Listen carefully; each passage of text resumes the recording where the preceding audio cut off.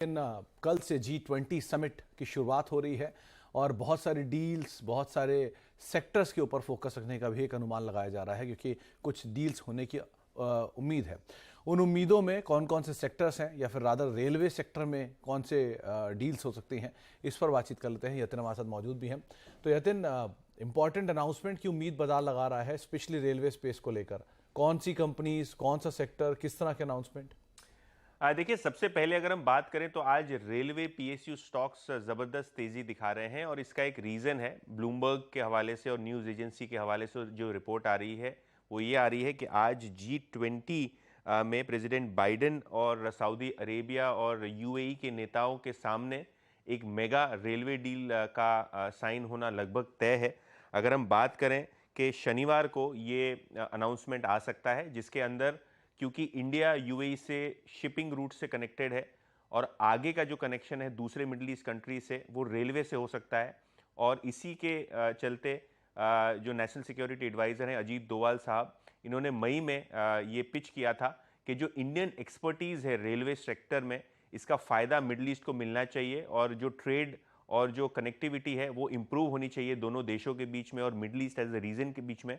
तो यूएई से लेकर सऊदी अरेबिया तक जो रेल नेटवर्क बिछाने का मामला है उसका अनाउंसमेंट आज आ सकता है। और क्योंकि ये इंडियन G20 समिट में अनाउंस हो रहा है, शायद इसका फ़ायदा इंडियन रेलवे कंपनीज को होता हुआ दिखाई पड़े। आपको अगर ध्यान है तो जैसे RVNL, इरकॉन, राइट्स, इन सभी रेलवे PSUs को अनुभव है इंटरनेशनल मार्केट्स में अपनी कंसल्टेंसी सर्विसेज प्रोवाइड करने का और EPC सर्विसेज प्रोवाइड करने का। तो शायद इनको एक पोर्शन ऑर्डर का मिलने का जो गवर्नमेंट टू गवर्नमेंट डील के अंदर संभावना है वो काफ़ी हाई हो जाती है और शायद बाजार ने ये न्यूज़ भांप ली है।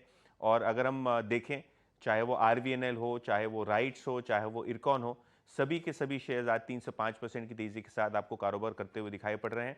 अगर आप देखें, RVNL अभी 4% ऊपर, इरकॉन अभी 5-5.5% की तेज़ी के साथ ऊपर है और राइट्स सबसे ज़्यादा 8% की तेज़ी के साथ आपको कारोबार करता हुआ दिखाई पड़ रहा है। तो 5%, मतलब 5 से लेके 10% तक का उछाल तमाम रेलवे शेयरों में है। और यतिन आपको ट्रिगर ही बता रहे हैं कि कुछ शायद बड़े डील्स जो हैं वो हो सकते हैं और ये वो प्लेयर्स हैं जो कि इंटरनेशनल मार्केट्स में ऑलरेडी एग्जीक्यूट भी कर रहे हैं, तो इनके लिए एक अच्छी पॉसिबिलिटीज़ खुलते हुए दिखाई पड़ सकते हैं। तमाम रेलवे शेयरों के ऊपर भी आप नज़र बना कर रख सकते हैं। शिवांगी मैम, 2 कैश मार्केट के स्टॉक्स हैं, किसी को आप ट्रैक करते हो क्या इनमें से?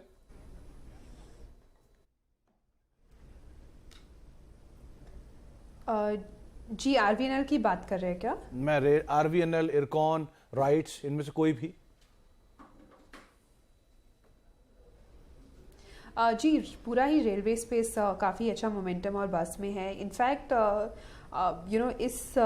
ये अभी जो कैश स्टॉक्स में सेगमेंट जो मुझे समझ में आ रहा है वो सारे हैं व्हील्स वाले। तो हम ये सब स्टॉक्स को देख सकते हैं, ट्रेन वाले। RVNL भी काफ़ी पॉजिटिव लग रहा है, एक अच्छा अपमूव यहाँ एक्सपेक्टेड है। एक लंबे कंसोलिडेशन के बाद स्टॉक निकल रहा है, सिमिलर सेटअप है यहाँ पे भी।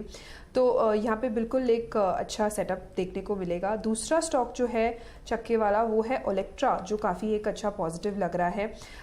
ये स्टॉक जो है अपना 38.2% रिट्रेस किया है अपना रीसेंट स्विंग हाई, वहाँ से सपोर्ट लेके स्टॉक ने एक अच्छा रिकवरी दिखाया, तो यहाँ पे भी एक अच्छा अपमूव एक्सपेक्टेड है। तो ये दोनों स्टॉक्स पे हम नजर रख सकते हैं। ओके, और दूसरा पावर स्पेस में टाटा पावर, जहां पे 4% की अच्छी तेजी है, NTPC तेजी में है, एंसिलरी में से हेवेल्स करीब 5% ऊपर कामकाज कर रहा है।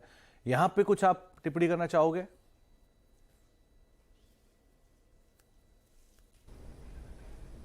जी, इस पूरे स्पेस में टाटा पावर काफ़ी पॉजिटिव लग रहा है। पिछले 4 हफ्तों से हमने देखा है कंटिन्यूसली हायर हाइज बना रहा है और स्टॉक जो है अच्छे वॉल्यूम्स के साथ हायर जोन्स पे टिका हुआ है। काफ़ी हमने देखा है इसमें अनवाइंड हुए हैं शॉर्ट पोजीशंस, तो यहाँ पे मेरी राय रहेगी कि हम इसमें नज़र रखें 285 के लिए। 270 के एक सपोर्ट को हम बनाए रखें। 270 का एक सपोर्ट बनाए रखें। और आप लॉन्ग जाना चाहते हैं तो टाटा पावर एक नाम हो सकता है जो कि पावर स्पेस से आप पिक कर सकते हैं।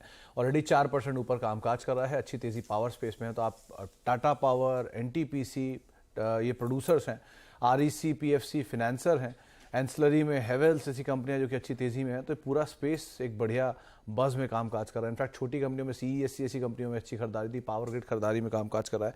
तो ये पूरा स्पेस बढ़िया तेजी के साथ ऑलरेडी डील करता हुआ दिखाई पड़ रहा है।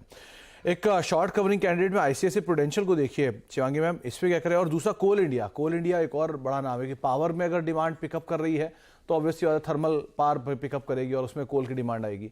तो कोल इंडिया भी टेलविंड ले रहा है। इनको आप कैसे रीड कर रहे हो, कोल इंडिया को और साथ साथ शॉर्ट कवरिंग में ICICI प्रूडेंशियल को?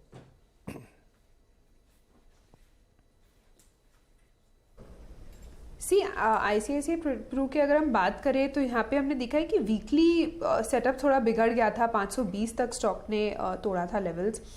तो यहाँ पे जो कन्विक्शन है वो स्ट्रांगली नहीं नज़र आते हुए दिख रहा है। अगेन 568 570 इसका एक प्रीवियस रेजिस्टेंस भी है, तो वहाँ अगर उसके ऊपर सरपास करके होल्ड करता है स्टॉक तो यहाँ पे एक तेज़ी देखने को मिलेगी। बट कोल इंडिया की बात अगर हम करें तो डेफिनेटली पूरे हफ्ते में हमने 20% ऑड अप मूव देखा है, काफ़ी पॉजिटिव है। ये स्टॉक जो है काफ़ी एक लैकलस्टर रहता है और इस स्टॉक में 20% का अप मूव देखना इज़ क्वाइट स्पेक्टेकुलर। तो यहाँ पे 290 के लिए नेक्स्ट लेवल्स के लिए हम एक्सपेक्ट कर सकते हैं 275 के एक स्टॉप लॉस के साथ। तो कोल इंडिया करीब करीब डे हाई पर 280 281 के जोन्स में भी कामकाज करता हुआ दिखाई पड़ रहा है। एक ब्रेक का वक्त है, ब्रेक के बाद लौटेंगे और शिवांगी मैम से हम एक सस्ता ऑप्शन आइडेंटिफाई करवाएंगे, पूछेंगे कौन सा ऑप्शन को वो तलाश रहे हैं। एक छोटे से ब्रेक के उस पार।